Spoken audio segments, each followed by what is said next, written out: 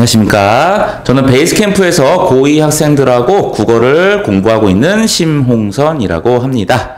자, 오늘은요, 학생들이 24년 여름방학 고2 학생들, 과연 기말고사 끝나고 방학 동안에 국어를 어떤 마음가짐과 어떤 태도로 어떻게 공부해야 할 것인가, 요런 것들을 한번 말씀을 나눠보려고 합니다. 자, 첫 번째. 제가요, 학생들하고 공부하면서 기말고사 끝나고 방학이 시작되면 제일 많이 듣는 말을 한번 소개해 드리려고 해요. 만약에 여기에 본인이 뜨끔하더라 라는 친구들이 있으면 요런 것들을 조금 선생님 말에 귀 기울여 줬으면 좋겠습니다. 자, 첫 번째로 한번 보면요. 쌤, 저는요, 힘들어서 방학 때는 좀 쉬고 싶어요. 이렇게 말하는 친구들이 가장 많아요. 요렇게 말하는 거 인정합니다. 이해도 하고요. 학생들 얼마나 시험 준비하느라 힘들었겠습니까? 학교 생활도 해야 되죠. 학원도 다녀야 되죠. 하지만요, 저는 좀 요런 측면에서 좀 학생들이 힘을 내줬으면 좋겠어요.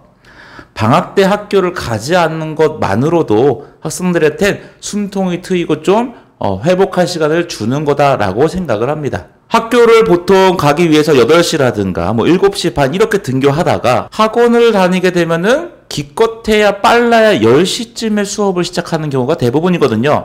그럼 하루에 1시간, 2시간, 많이는 3시간 정도 늦잠 자는 친구들이 생긴다는 얘기죠. 물론 그것 자체가 옳지 않기 때문에 일찍 일어나는 습관을 유지해야 되지만 학생들한테 어떤 학교를 가야 한다는 심리적인 부담감은 훨씬 더 덜할 거고 육체적인 피로도 좀 덜할 거라고 생각이 돼요. 그래서 국어라는 과목을 콕 찍어서 쉬겠다 하는 거 선생님은 개인적으로 반대해요. 왜냐면 이렇게 좀 여유가 생겼을 때 일주일에 한 번 수업이 있는 국어 과목 같은 것들은 꾸준하게 가져가 줘야 되거든요. 그래서 국, 영, 수 같은 과목들은 문과, 이과 할 거 없이 소홀히 해서는 안 되고 멈추면 안 되는 그런 쉬면 안 되는 과목이라는 거, 요 말씀을 꼭 드리고 싶어요. 그래서 좀 쉬고 싶다 하는 학생들은 그런 거에서 정신적으로 학교를 안 간다라는 거에서 좀 여유를 찾고 지금까지 해오고 있던 것 계속해서 가져가 주셨으면 이런 말을 좀 드리고 싶습니다. 자, 두 번째로 한번 보면요. 쌤, 제가요, 이과인데요, 수학 뭐 해야 되고요, 과학 선택 과목 뭐 1, 뭐 2, 이런 거 해야 되겠고요. 국어는 손 놓지는 않을 건데요, 좀 혼자 해볼게요. 이런 친구들이 꽤 많아요. 요것도 물론 이해합니다. 2학년 여름방학 때요, 그 이과 과목들, 특히 과학탐구 영역에 해당하는 것, 자신의 선택 과목, 특히나 수학에서 조금 더 해야 되는 영역들, 이런 것들을 하느라고 좀 더 수업 시간이 늘어나거나 해야 될 것들이 늘어나는 친구들이 많다는 걸 알고 있습니다. 자, 하지만 학원을 다녀도 국어라는 걸 혼자 하기는 참 힘들어요. 학원을 다녀도 수업을 선생님들이 다 설명해주고 문제도 주고 해도 그 틀 안에서 그것들을 해결해내는 것만도 힘들어했던 친구들이 방학 때 혼자서 순전히 의지만으로 그것이 가능할까요? 그냥 힘들어서 피하고 싶은 어떤 방편으로서 역할을 할 가능성이 높습니다. 그래서 방학 동안에 얼마큼 뭐 했어? 한번 가져와 볼래? 라고 하면은 문제집 한 권 덜렁 가져오는 친구들이 꽤 많아요. 저 여기서부터 여기까지 풀었어요. 근데 그것도 제대로 못 푸는 친구들이 꽤 많고요. 특히 본인의 어떤 심리적인 보상으로 만족으로 푸는 친구들이 꽤 많이 있습니다. 자기는 어쨌든 국어라는 걸 요만큼 했어 라고 해서 문제 푸는 요령으로 그냥 감각적으로 답만 골라오는 문제풀이만 했는데 그것들을 본인은 국어라는 과목에 대해서 내 취약점을 보완하고 참 열심히 준비했어. 이렇게 심리적인 보상 심리에서 나오는 만족감을 하는 친구들이 꽤 많습니다. 그렇게 되면 제일 최악이에요. 실제로 쉰 것도 아니죠. 실제로 한 것도 아니죠. 반성도 아니고 심리적으로 만족하기 때문에. 그렇기 때문에 국어라는 건 적든 많든 혼자 하기보다는 좀 같이 해 나가는 게 훨씬 더 효율적이고 나를 좀 이끌어줄 수 있겠다. 이런 말씀을 드리고 싶습니다. 자, 세 번째는요. 선생님, 저는요, 내신 올인이에요. 저는 모의고사 성적이 너무 격차가 커갖고요. 수시 파라예요, 저는. 그래서 내신 올 때, 그때 다시 한번 올게요. 이렇게 말하는 친구들. 자, 요것도 아예 틀린 말은 아니겠죠. 어쨌든 방학 동안에 내신 시험 대비 자체를 하진 않을 테니까요. 자, 하지만요. 2학년은요, 모의고사가 시험 범위에 들어가는 학생들이 굉장히 많습니다. 그러다 보니까 기본적인 암기 사항들은 내신 때처럼 기본적으로 이해하고 암기해야 돼요. 하지만 어떤 문제 유형이라든가 분야들이 훨씬 더 많이 비중 늘어나게 됩니까? 수능형 문제 유형이겠죠. 어떤 것이요? 보기를 주고서 보기에서 제시된 내용을 바탕으로 작품이라든가 지문을 해석해내는 것. 또 하나, 종합적인 사고력 문제겠죠. 암기한 것들을 바탕으로 빠른 시간에 그것들을 해결하는 능력도 내신에선 필요하고요. 좀 더 고난도 어려운 문제에서 나오는 건 이런 종합적인 사고력이 될 테니까요.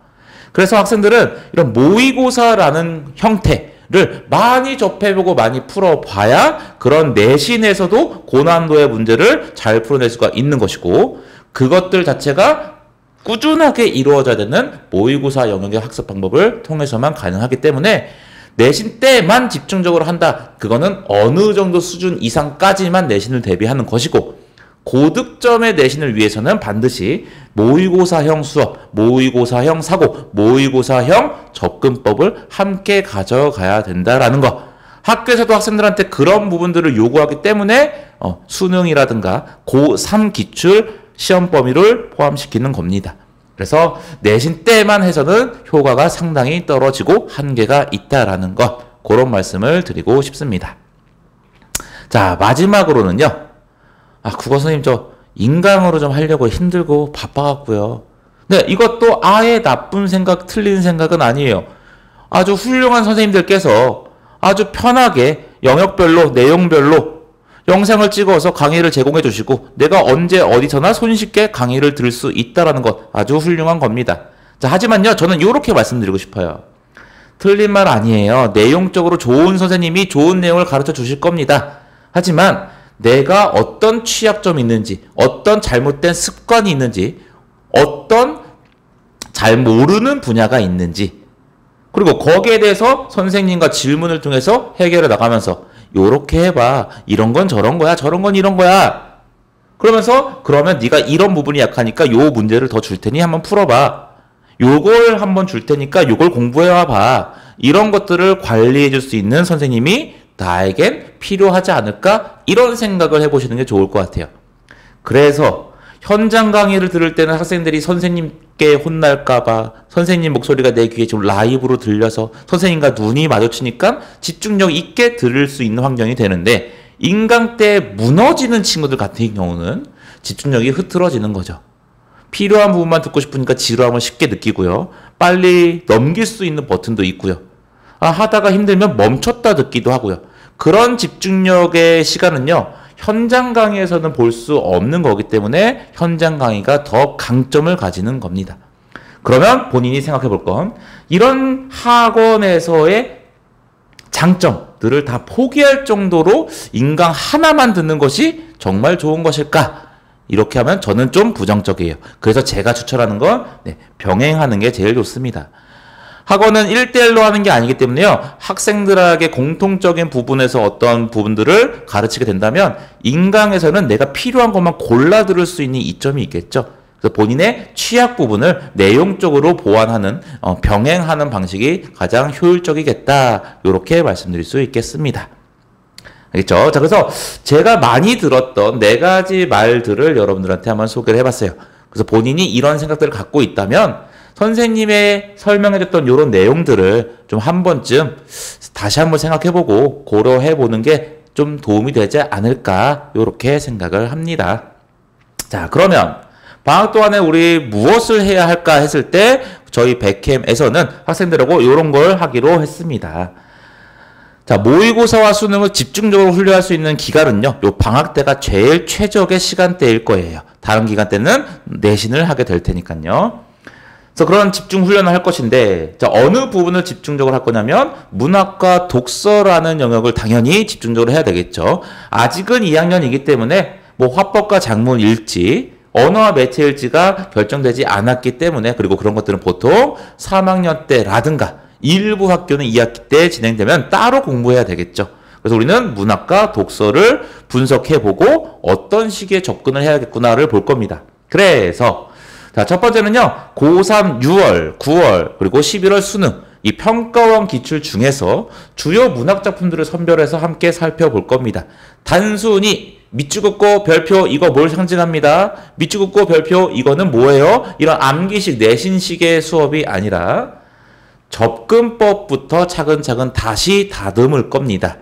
수능이라든가 평가원에 나오는 건요, 대부분 학생들이 좀 쉽게 접하지는 못했던 작품들이 많이 나와요. 그러니까 내신에 익숙한 친구들은 맨날 공부를 다 끝내고 확인하는 시험에 익숙하고, 수능형에 익숙하지 않은 친구들은 처음 보는 작품을 어떻게 접근해야 되는지가 좀 미비한 친구들이 많이 있습니다. 자, 그러다 보니까 내가 감으로 푸는 친구들이 꽤나 많아요. 감으로 푸는 게 아니라 시의 화자의 정서는 어떻게 파악하는지, 분위기는 어떻게 파악하고, 어조는 어떻게 파악하는지, 태도는, 주제는 어떻게 하는지, 이런 것들을 접근법부터 차근차근 다툴 거고요. 그 다음으로는 개념어를 확실하게 정리 다시 한번 해야겠죠. 아무래도 이제 소위 말해서 좀 짬밥이 쌓였다고 할까요? 감각적으로 개념의 뜻을 대충 이해하고 문제 푸는 요령이 발달한 친구들이 많이 생겼을 거예요. 하지만 지금 수능 같은 데서는 감각만으로 풀어서는 안 되는 문학 개념어가 학생들한테는 좀 필요합니다. 그래서 그런 것들을 차근차근 명확하게 근거를 찾을 수 있는 개념어의 확실한 정의를 통해서 찾아볼 수 있는 연습을 해볼 겁니다. 자, 두 번째는요, 평가원 문제 유형을 한번 분석해 볼 겁니다. 확실히 내신과는 다른 문제 유형들이 다수 포진되어 있기 때문에 문제 자체가 이런 걸 묻기 위해서 출제된 문제들이 있어요. 보통 그런 것들은 어떤 사고력이라든가 종합적인 분석이라든가, 그리고 접근을 통해서 감상하는 법이라든가, 이런 것들을 묻는 문제 유형들이 있고요. 그래서 그런 것들을 선생님과 함께 이런 문제는 이런 것들을 묻게 되니까 너희들이 읽을 때 이렇게 읽어야 됩니다 라는 것들을 계속 함께 살펴볼 겁니다. 자, 두 번째는 독서 분야예요. 자, 굉장히 많은 영역들의 비문학 지문들이 나오죠. 인문, 철학, 예술, 경제, 법, 과학, 기술 등등 나오게 되는데, 선생님들, 어른들도 그렇고 학생들도 그렇고 이 분야들에 대해서 전문가 수준이 절대 아닐 겁니다. 하지만 문제에서 나오는 지문을 읽어보면요, 이건 무슨 전문가들 수준의 내용이지 않나 싶을 정도로 굉장히 낯설고 어려운 지문들이 많이 출제되고 있어요. 자, 그러다 보니까 한 편의 글이라는 것을 출발해야 돼요. 무슨 얘기냐? 시라는 것도, 소설이라는 것도 한 편이기 때문에 처음엔 어떻게 쓰고 그 다음엔 무슨 얘기하고 마지막엔 이렇게 얘기해야지가 있듯이, 비문학에서도 어떤 구조를 바탕으로 한 편의 글이 작성이 되는 거거든요. 다만 설명하기 위한 글이다라는 것이 성격이 좀 다를 뿐이네요. 그러면 문단별로 어떻게 출발해서 어떤 내용을 얘기하고 글을 이렇게 마무리하고 있네. 그 문단별로 압축, 요약해서 머릿속에 저장해 나가는 능력, 그리고 그걸 바탕으로 이해하는 능력이 길러져야 되는 영역이기 때문에 그 구조를 바탕으로 독해하는 연습을 해볼 겁니다.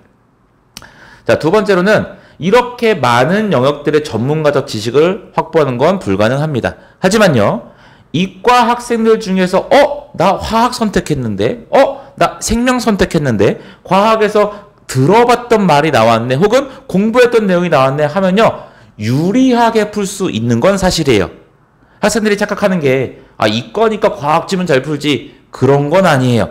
문과 학생들도 과학지문 다 풉니다. 왜요? 처음 보는 내용도 이해할 수 있게 설명하기 위해서 써진 글이거든요.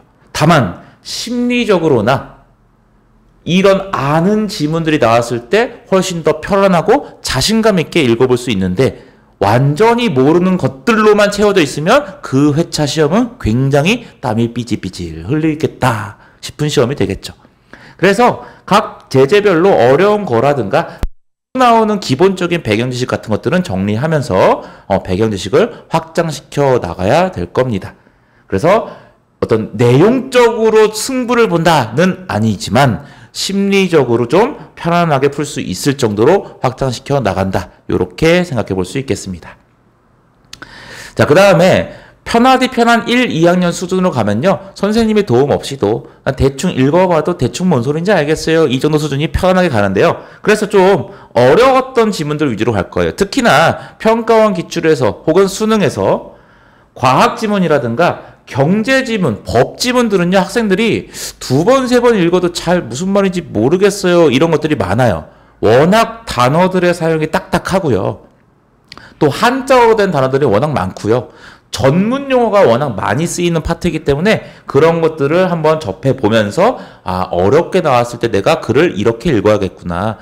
좀 이해가 안 될 때는 내가 이런 식으로 글을 독해를 해야겠구나. 이런 것들을 훈련하면서 우리가 어려운 것들도 이렇게 하면 되니까 조금 쉽고 자신 있는 지문은 수월하게 할 수 있겠네. 이렇게 만드는 게 우리의 목표가 되겠습니다. 자, 마지막으로 그래서 기출이 아니더라도요. 리트라든가 경찰대, 사관학교 등 좀 평가원에서 출제하는 학생들에게 모의고사 말고 따로 준비되는 그런 시험들에서 좀 어렵게 나온 지문들을 바탕으로 이런 것들은 좀 과하게 어려운 지문들도 있어요. 하지만 그 논리 구조라든가 그거에 대한 접근법 같은 것들을 학생들이 연습해 볼 수 있게 고난도 위주로 준비를 해 봤습니다. 자, 그리고 수업 때 이렇게 열심히 했다면 한번 점검을 해 봐야겠죠. 자, 매주 클리닉으로 실전 훈련을 해볼 거예요. 자, 한 회차 모의고사가 총 80분 시간 제한이 있죠. 그래서 한 회차 모의고사를 OMR 마킹까지 하는 걸로 해서 80분 동안 시험을 치러 볼 겁니다. 자, 그 다음에 집에 가서 숙제로 해오세요가 아니고 그 자리에서 채점을 하고요. 몇 점인지 점수를 마킹하고 오답 분석 표에다가 본인이 틀린 문제는 다시 한번 풀어보는 시간을 가질 거예요. 내가 고른 답이 왜 오답일까? 내가 고르지 않았던 답이 왜 정답이지? 그런 것들을 다시 한번 읽으면서 여기에 이렇게 나와 있었네. 읽을 때 여기를 내가 체크하고 넘어갔어야 됐네. 아까 몰랐는데 이게 이런 뜻이구나. 라는 것들을 확인할 것이고. 자, 거기에서 나오는 본인의 어떤 태도라든가 접근법이라든가 습관이라든가 이런 것들 혹은 모르겠는 내용들에 대해서 선생님과 질의응답을 실시할 겁니다. 그래서 그런 것들이 대충 60분 정도 소요가 되더라고요. 학생들하고 해보면. 자, 그것들을 바탕으로 해서 선생님이 감독하는 느낌, 시간 제한 째깍째깍 시간의 압박도 느껴보면서 실전 감각을 익히는 것을 우린 클리닉에서 목표로 삼고 있습니다. 그래서 수업 때 열심히 공부하고 그것을 실전 훈련에서 배운 대로 잘 하고 있는가 이렇게 확인을 해보는 시간을 갖도록 하겠습니다. 자, 그래서 저희는요, 학생들이 기말고사 끝나자마자 그때 바로 시작할 거예요. 끝나고 좀 쉬었다가 유야무야 하다 보면요, 사람의 마음이라는 게 아까 1, 2, 3, 4번의 마음이 들어요. 한 번 쉬니까 이렇게 좋은 걸 국어 안 해도 혼자 해볼 이렇게 되기 때문에 각각 기말고사 끝나고 그 다음 첫 수업 때 바로 특강 시작하니까요, 학생들은 시험 채점 결과 끝나고 다시 초심으로 돌아가겠다라는 생각으로 우리 바로 수업에 준비해서 국어를 방학 동안에 열심히 준비할 수 있게 한번 힘써 봅시다. 안 힘든 거 아니에요. 힘든 거 아는데요. 열심히 해 봅시다. 그럼 우리는 수업 때 뵙도록 하겠습니다. 감사합니다. 안녕하세요. 대원해보건서대학교를 졸업하고 현재 은평 최대 베이스캠프 학원에서 영어를 가르치고 있는 김민우쌤입니다. 제가 이번에는 여름방학 특강 강의 계획안을 설명해 드리려고 합니다. 강의명은 고난도 독해 더하기 문법 특강이고요. 시간은 토요일 1시부터 3시 30분까지입니다. 강의 특징으로는요, 빈칸 추론과 순서별 고난도 문제를 정복하는 게 목적이에요. 그리고 고교 내신과 수능에 반드시 필요한 어법을 간추려서 마스터합니다. 고난도 독해는요, 실전 수능과 유사한 난이도로 진행을 합니다. 실강 더하기 숙제 더하기 클래스카드로 만들어진 유기적 연결로 구성된 강의고요. 결속 시에는 동영상 강의가 제공될 거예요.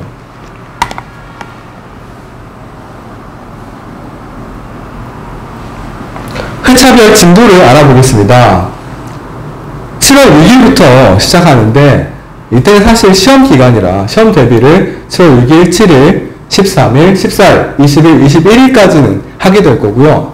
그 다음 7월 27일 날 사실상 특강의 첫날이 되는 거겠죠. 그래서 고난도 독해 빈칸 추론과 문법 가정법을 설명합니다. 다음 28일 일요일 날은요, 고난도 독해 빈칸 추론 더하기 문법에서는 관계사를 설명할 거예요. 그리고 8월 3일 토요일 날은요, 고난도 독해 빈칸 추론하고 문법 분사 구문을 할 거고요. 8월 4일 일요일 날은요, 고난도 독해 순서별 문제를 우리가 다뤄보겠습니다. 그리고 문법에서는 특수구문을 우리가 해결하는 것으로 하겠습니다. 지금까지 여름방학 강의 계획안이었습니다. 감사합니다. 네, 안녕하세요. 미적분 수학을 담당하게 될 최을령 쌤입니다. 자, 미적분은 언제 배우게 될까요? 네, 미적분은 고3 1학기 내신 필수 과목이고요. 그리고 수능에 23번 내서 30번까지 나오게 되는 과목이에요. 자, 미적분을 고3 때 배운다고 했는데 그럼 고3이 되면 미적분만 하면 될까요? 네, 그렇지 않아요. 일단 고3이 되면 수능 대비를 하기 위해서 수1을 복습해야 되고 수2도 복습해야 되고 내신 할 때 또 미적분을 공부해야겠죠. 그리고 일부 학교에서는 선정, 선일, 숭실, 진관 등등의 학교에서는 내신으로 확통을 해야 됩니다. 자, 말만 들어도 굉장히 부담이 되는 이 과목들이죠. 그래서 미리미리 준비하면 굉장히 도움이 될 것 같아서 자, 을령쌤이 미적분 특강을 준비했습니다. 자, 미적분 특강 대상 이번 여름 방학 때는요, 처음 시작하는 학생 환영합니다. 개념을 탄탄히 하고 싶고 풀이 연습도 하고 싶고 미적분을 하나도 해본 적이 없는 학생, 네, 이번 여름 방학 때 같이 시작하면 아주 좋을 것 같아요. 특강은 언제 하냐면 여름 방학 중 10회 완성이고요. 시간은 월요일부터 금요일까지 3시간 동안 하게 됩니다. 전과정, 미적분 전과정 처음부터 5회차까지는 중간고사 범위를 공부할 거고요. 나중에 5번은 기말고사 범위를 공부하게 됩니다. 네, 그럼 특강 시간에 만나요. 감사합니다. 아우, 이상해. 마스크가 내려왔어. 다시 하나 더 할 테니까 둘 중에 다시 다른 걸로 해주세요.